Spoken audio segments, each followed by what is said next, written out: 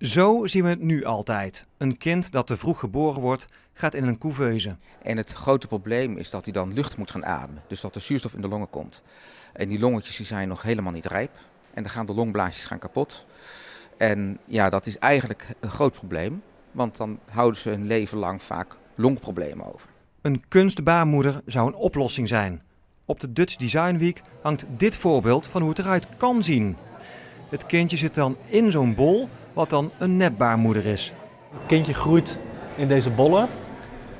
Er zit vloeistof gaat in en uit, bloedtoevoer, voedsel moet in dat bloed komen. Dat zijn eigenlijk de belangrijkste circulaties. Het moet lijken alsof het kindje in de natuurlijke omgeving zit. En dit plaatje laat zien hoe het dan echt moet gaan straks. Ja, daarop is heel mooi te zien dat een kindje eigenlijk dus in die vloeistof ligt. Creating a baby in an artificial womb starts with classic IVF treatment, removing eggs from a woman's ovaries and fertilizing them in a laboratory. An embryo is formed. Instead of implanting this embryo inside the body, it's transferred to a lab-generated replica womb containing the all-important nutrients and chemicals needed for the fetus to grow. Imagining a future where babies can be built out of skin cells, a new technique known as IVG could help resolve infertility, but it does open the door wider for designer babies.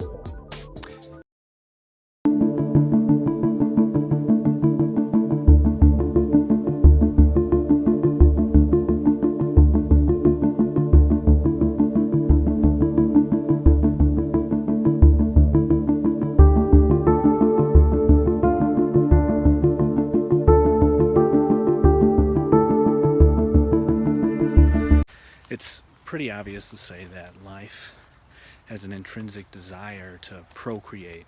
So much so that there are animals that can essentially clone themselves. But most animals require a partner in order to pass on their genes.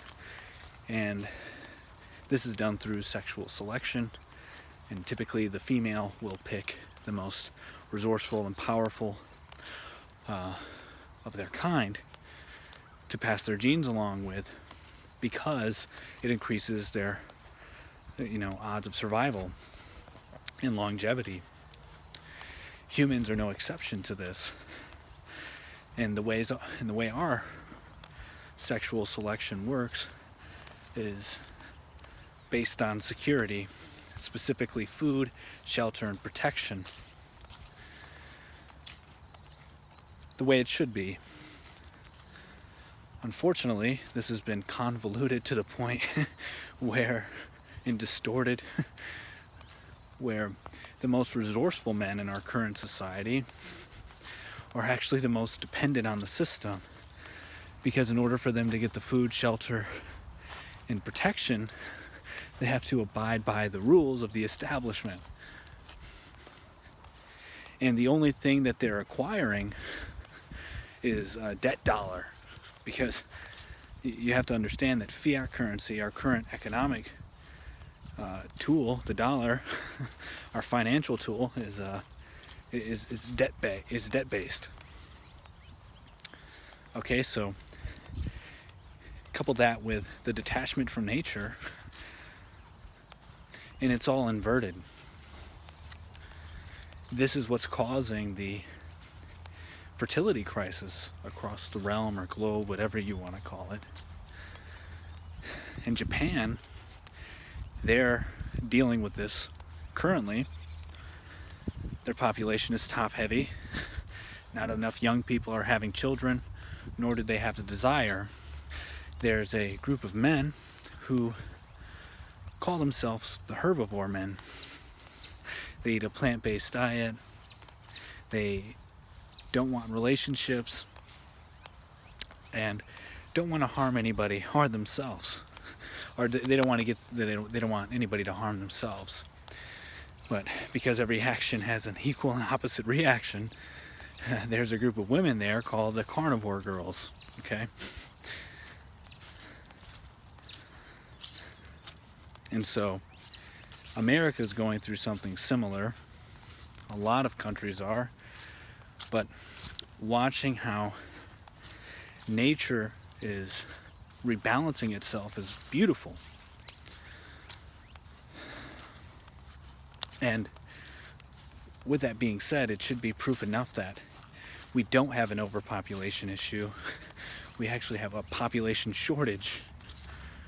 And this is why I'm a big proponent of making families big, again, because family is true wealth. And real security comes from real things that have real value. Pigs are the most important animal on Tanna. Here, pigs, not cash, will buy you the finer things in life, including a bride. Domestic pigs are the Namal's main source of protein.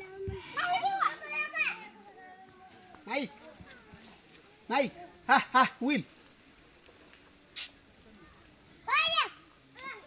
Your man was here. I'm good in there. All the kids love a good barbecue. Bingo, pigs are a big part of your culture. Why is hunting them still such a big part of your life?